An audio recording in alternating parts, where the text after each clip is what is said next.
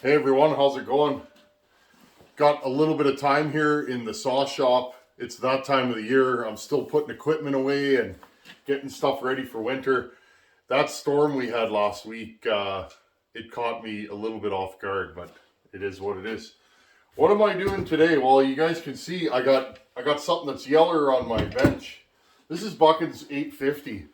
And you guys might ask, why is it in pieces, Tin Man? I know why. Didn't blow it up or anything like that, friends.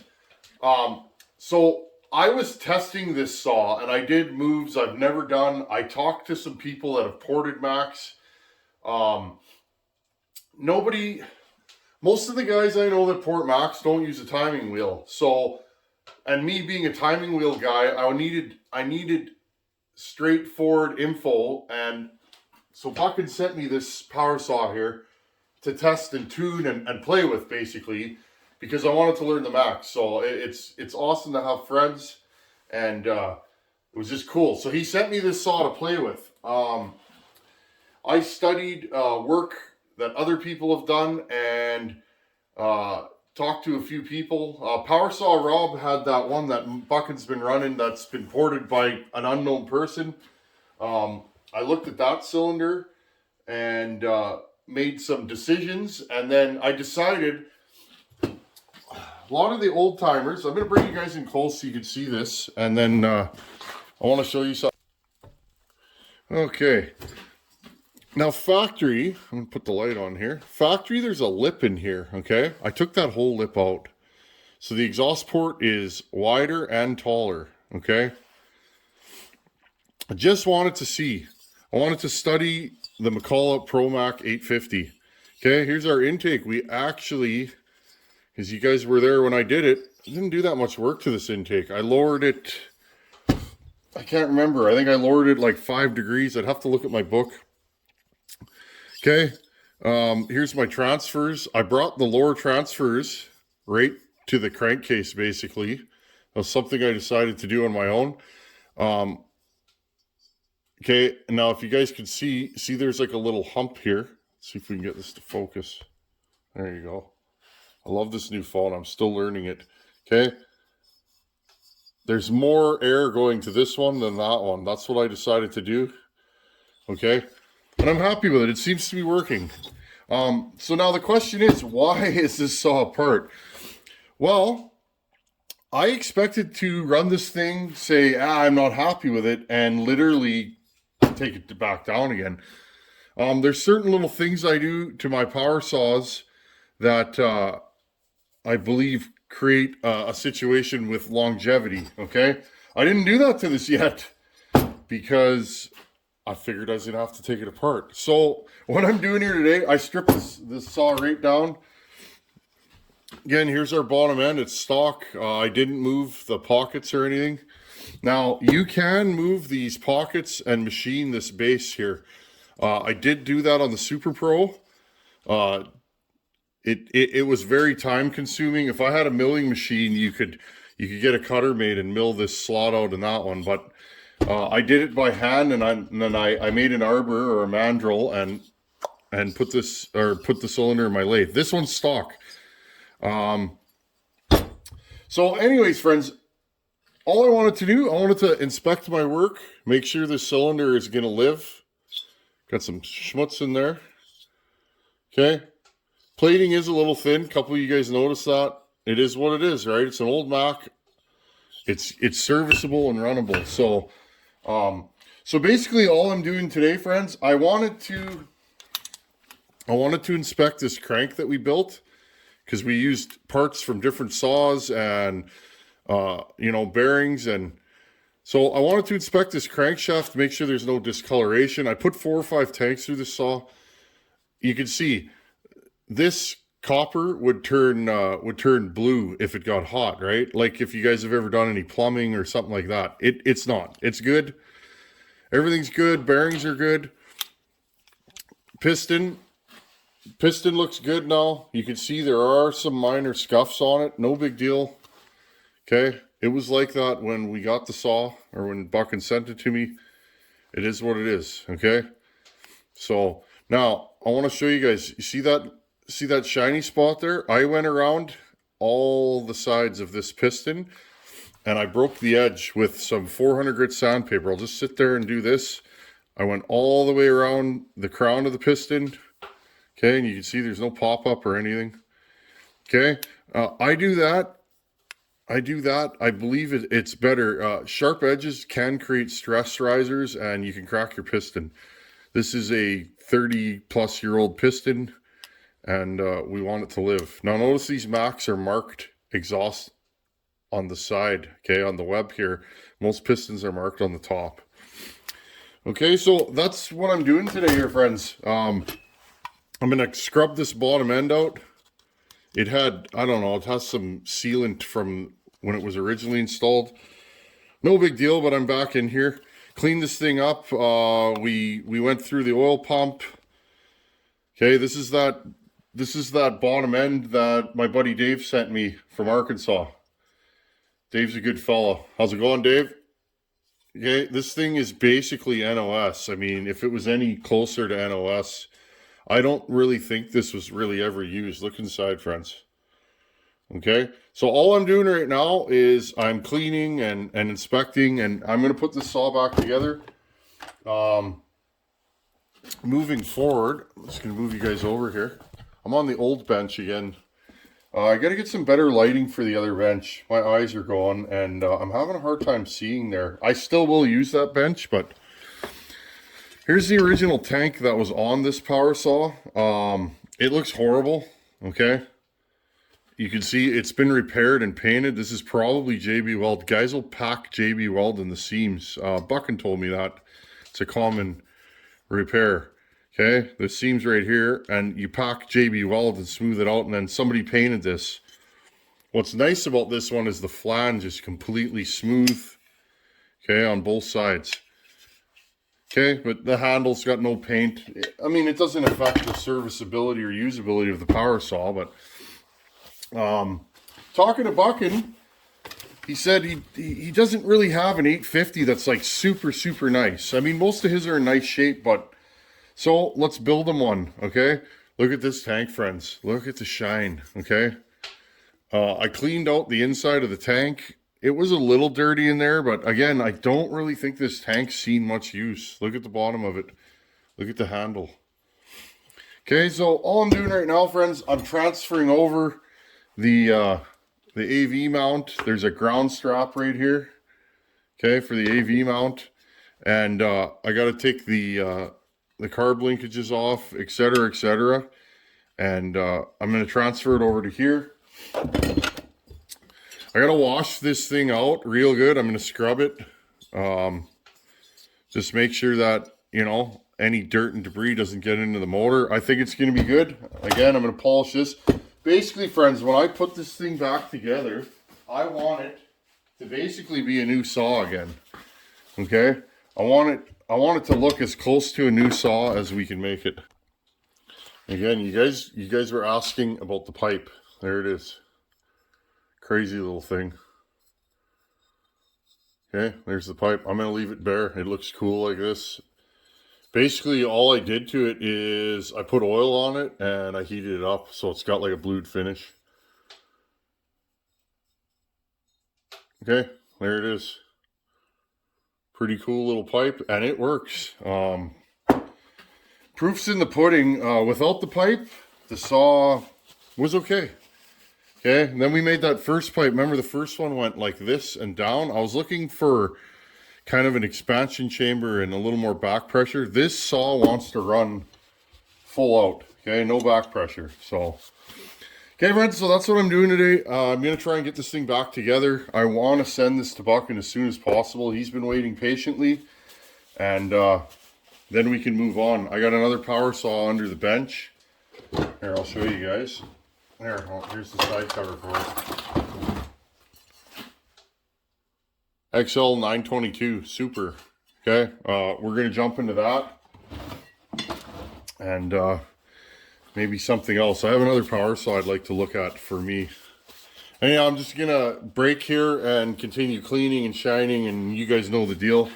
Got to mount this to there, and Put the ground strap on. I'm just transferring over parts, and then like I said, I will clean this real good and get rid of all the sealant, and it's worth it to me, friends. I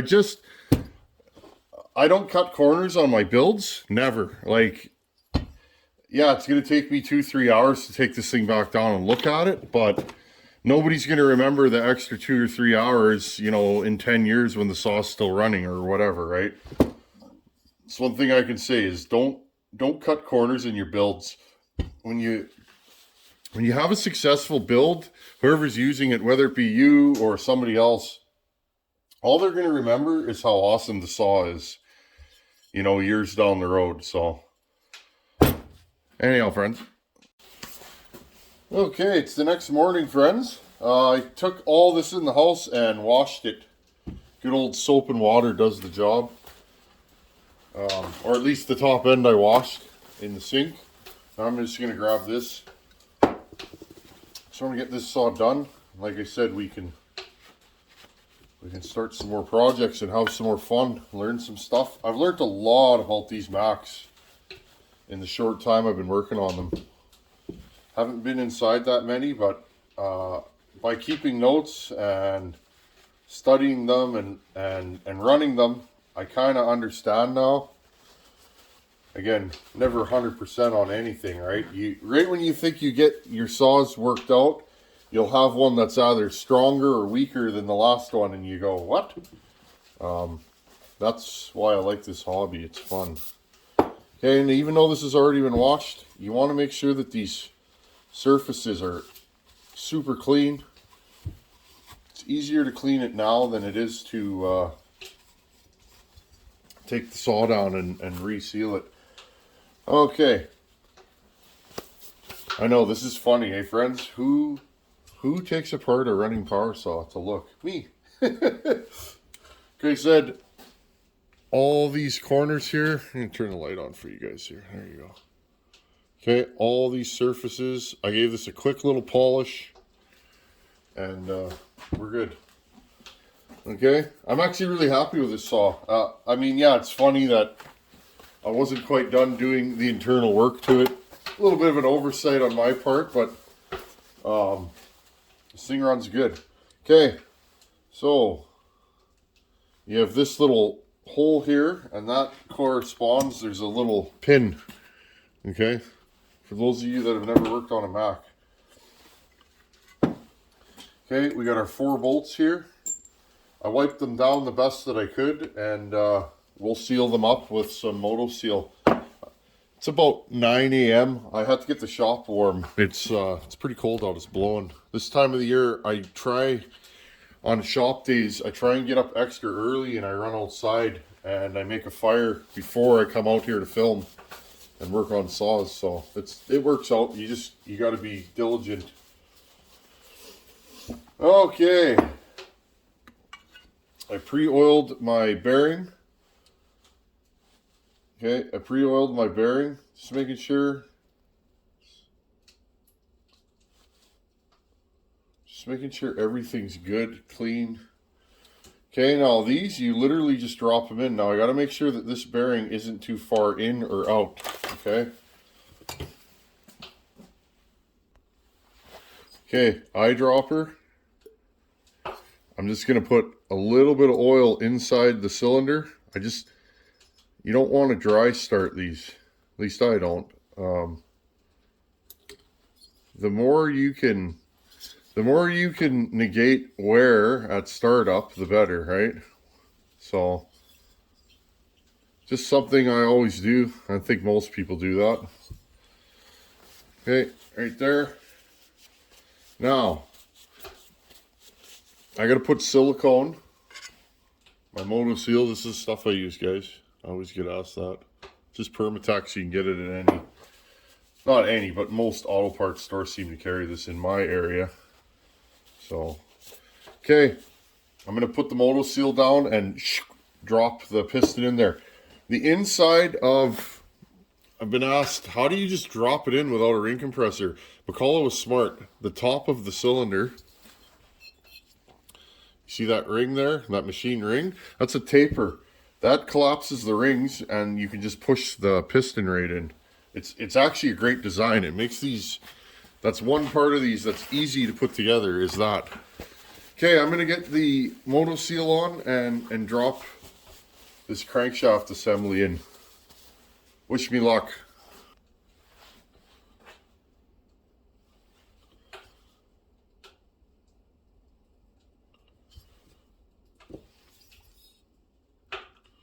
With this stuff, less is more in most cases. You don't want to get it into the motor. If you do though, usually it'll go through it, but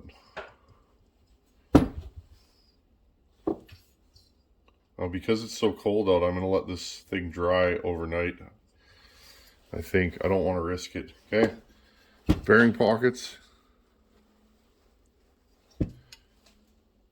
You want enough? I don't know if you guys can hear the winds howling. Another 60-mile-an-hour wind day. It's been windy lately. Okay, right here.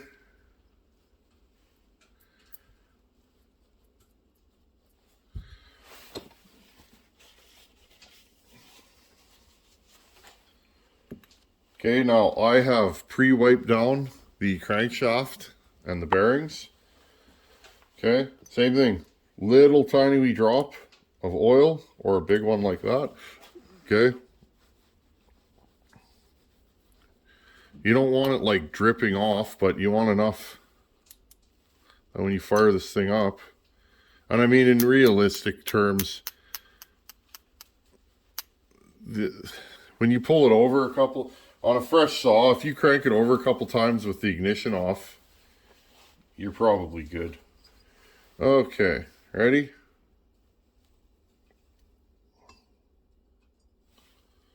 Oh, we got a little bit on top.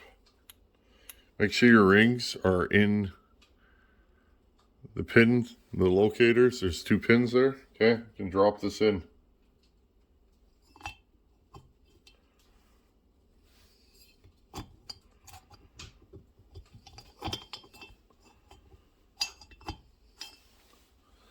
Weird, friends. She don't want to go. Let's try this again.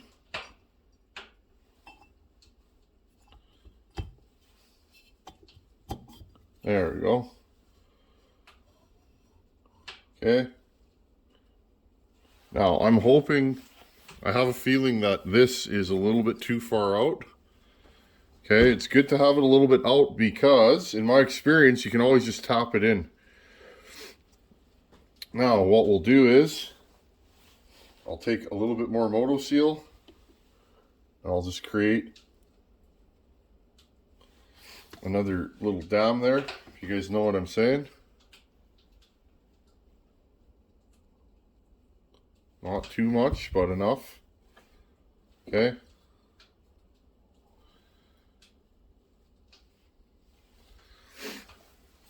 Now I'll take the bottom end. Now another thing that I usually do, there's your crank bearing. Oop. I'll put a drop on those needle bearings because they're exposed.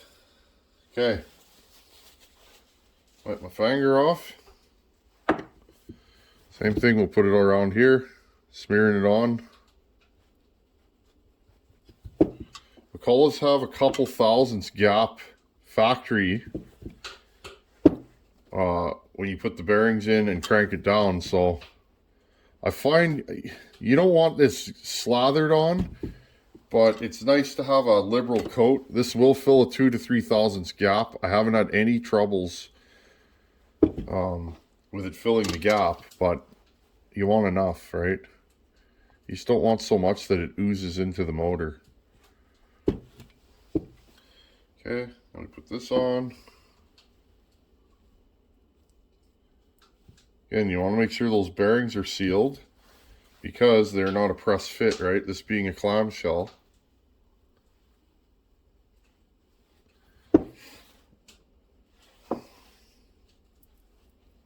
Okay, there we go. Now, I'm going to quickly slip this together and then fish these 4 bolts in. There are the smaller bolts, but initially when I'm putting a cylinder on one of these, I just use the big bolts. to crank it down. Okay, make sure everything's good. Oop, I spilled my gasket maker. You guys ever spill your gasket maker? I seem to do that regularly lately. I don't know why that is. Okay, just making sure. I saw a little spot I didn't like. I try to be particular, but I like that. You put a lot of time into these old saws. My builds do take a while. I was talking to a buddy about that this morning. These old saws take some loving. You start pulling them down. Okay, now notice it's not going down all the way. I'm going to push that bearing in. See if I can see where it wants to line up. Okay.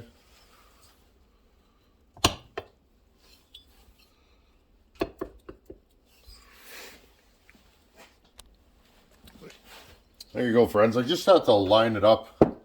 I forgot to hit play. You just kind of wiggle it till that little pin. You want that little pin that's there to line up. I put a liberal coat of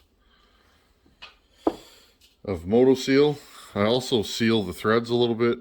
A little bit of a mess to clean up after, but then you don't have that dreaded condition these get where your oil tank is sucking up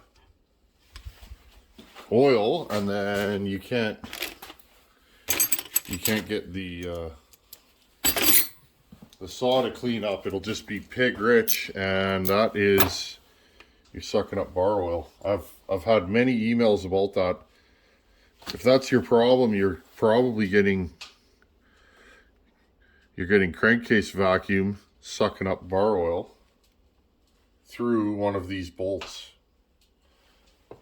Now these are supposed to have little rubber gaskets underneath them, but I just seal them up like this and they seem to be fine. I also dropped them on the floor. I didn't get anything on, which is actually nice.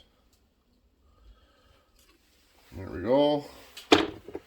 Next one. I like these Macs. I figured them out. They are definitely, these are the hardest saw I've worked on.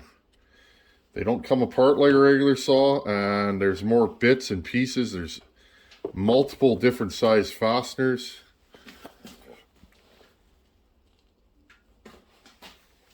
Okay, let's put this in there. They definitely take some time. But when they're ported, as we've seen with this one, this thing's, you know what I like to build for me is a saw that's energetic and entertaining to run. Meaning it makes me giggle every time I pull the trigger. This saw fits the bill. And it's strong. It's definitely quite a bit stronger than it was out of the box. So I think we attained our objective, but we will find out when Buckin runs this whether I hit the mark or not. I try not to miss the mark, but at the end of the day, friends, everybody likes a different saw, and mainly everybody cuts different wood. That's the key. Everybody's conditions and wood is different.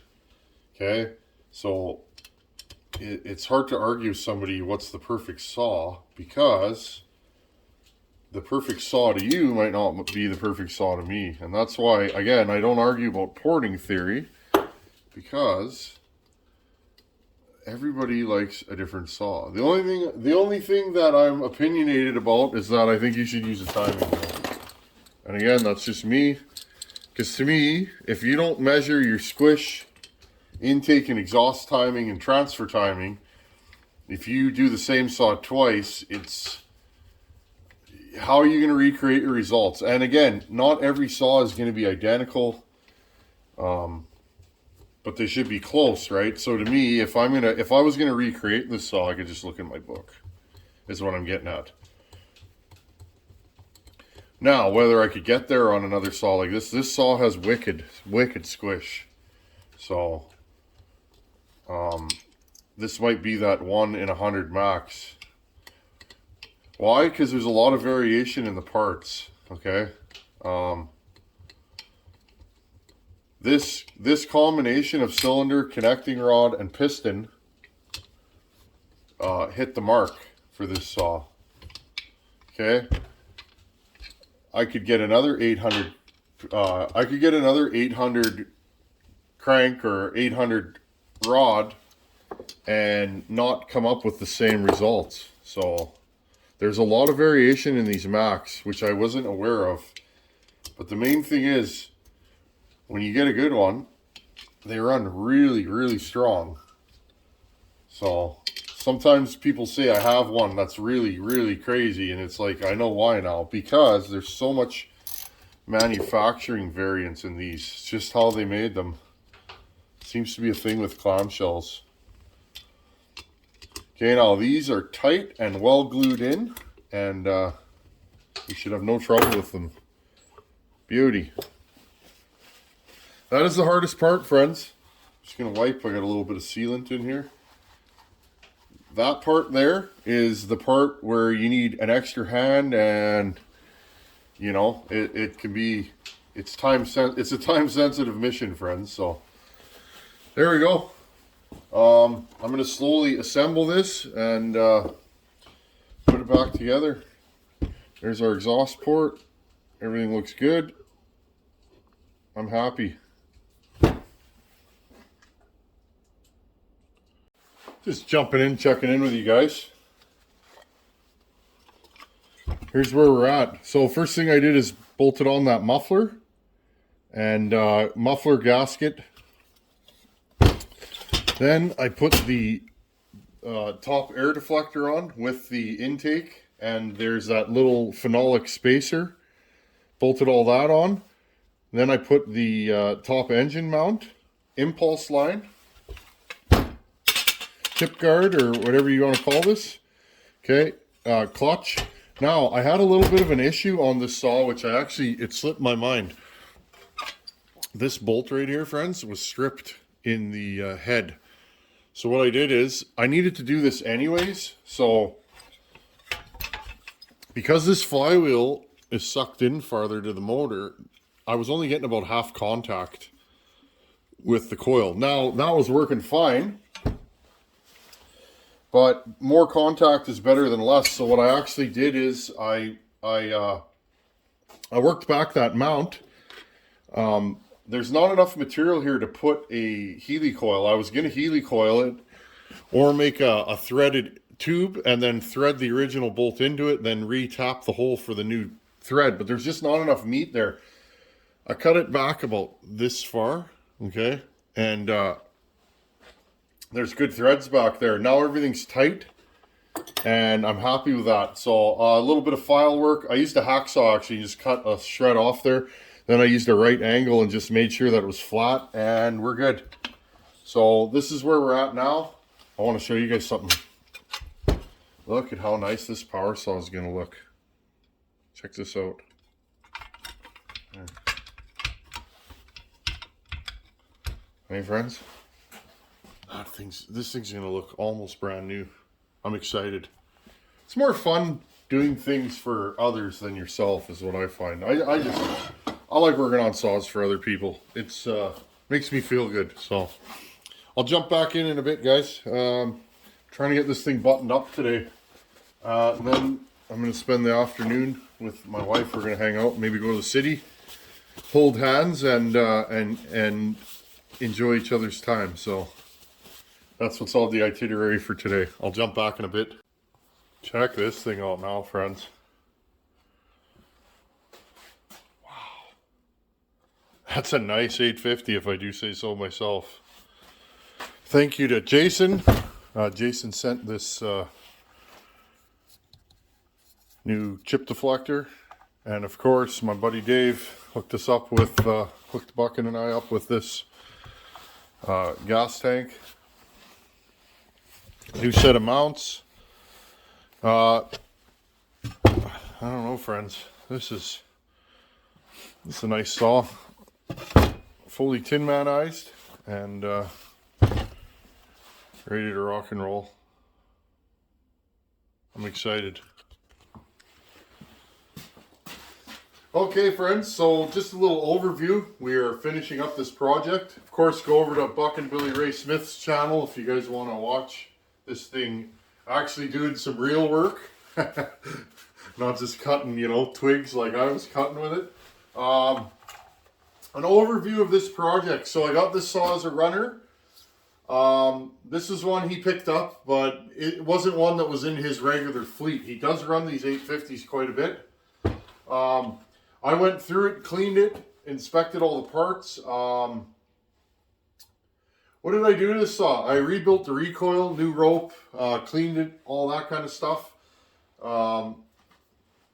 Ported it, pipe. What else did I do? New spark plug, new air filter, carburetor. I run through that. What else did I do, friends? I think that's about it.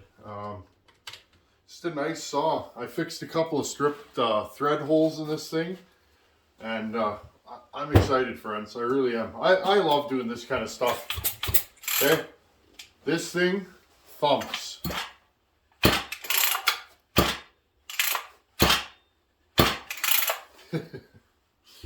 This is not a winter saw. In fact, friends, if I took this thing outside and let it sit, I don't think I'd be able to start this.